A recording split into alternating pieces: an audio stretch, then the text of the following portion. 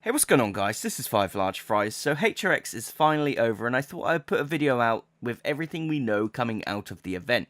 So first and foremost, let's talk about Smite. Smite is getting a 3.25 patch with a new god coming called the Morrigan, which is the first Celtic god.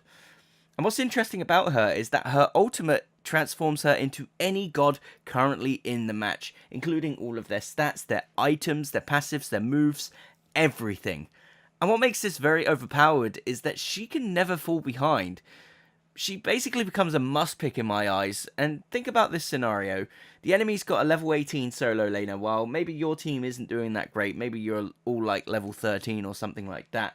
You use her ultimate, you become that level 18 god with all of their items, all of their abilities, their passives, just being able to do such a crazy amount of burst damage for a short amount of time is just going to be crazy. And like I say, at this point, she is a must pick.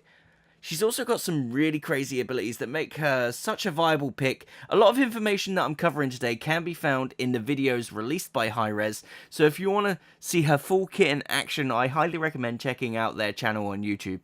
Also, we've seen some sneak peeks at Season 4. First and foremost, Clash is getting a complete overhaul.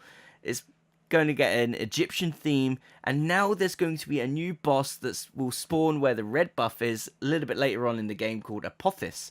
I'm probably butchering the name, and this is going to provide a buff. It's going to be very hard to kill, and it's going to be pretty fun. The map looks crazy. It's currently in the PTS at the moment, and as well as the Morrigan, so hopefully we'll see this come out in the 3.25 patch. I really hope so, because it looks very interesting, and it might get some more people playing Clash.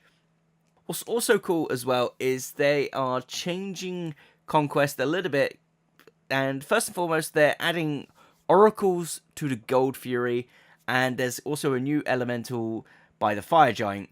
Killing both the oracles will spawn a ward near the Gold Fury, while killing the new elemental will spawn a portal from your base to the Fire Giant.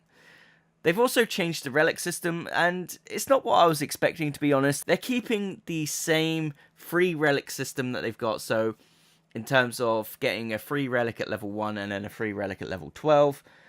But these can be upgraded at a gold cost. Now, while I love the idea of upgrading them, I still feel like they shouldn't be given out for free. We'll have to see when Season 4 comes out how this is going to change the game and how it's going to change the meta. Other changes came in the way of items as well. They're adding a new consumable called Rituals, and a new container, which is basically a potion that can be refilled at the fountain, which is pretty cool. Smite Tactics is getting some love. They've announced they've gone into closed beta with a Founders Pack available, and this gives you an exclusive player icon, a card back, an exclusive card back, 15 card packs, as well as the Ennio Bologna skin for Smite, and a Smite Tactics loading frame in Smite as well.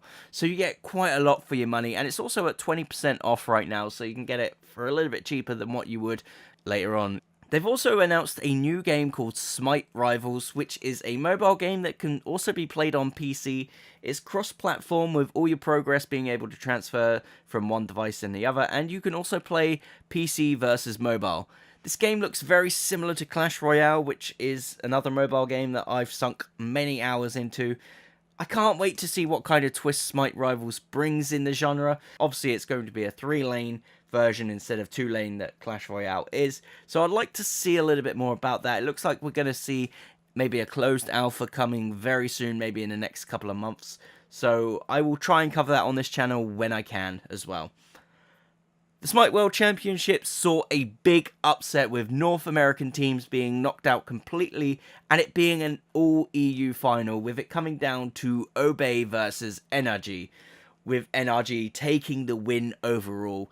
And it was some very close games as well, and we could go into detail about everything, but both teams played fantastically throughout, and NRG overall were the stronger team throughout the entire competition. Paladins also held their own invitational, with the finals seeing even more huge upsets, and again, all the North American teams were knocked out, and it being another EU versus EU final, with it being District 9 versus Burrito, and Burrito picked up the win. District 69 were the favourites to win, and Burrito came in, they gave it their all. They lost the first 2 games, which put them on the back foot, but they ended up winning overall, and it was just such great close games for both the Smite and the Paladins finals. It was really, really enjoyable watch. Paladins is also getting some love as well. There's going to be a new map called Stone Keep, and this looks incredible.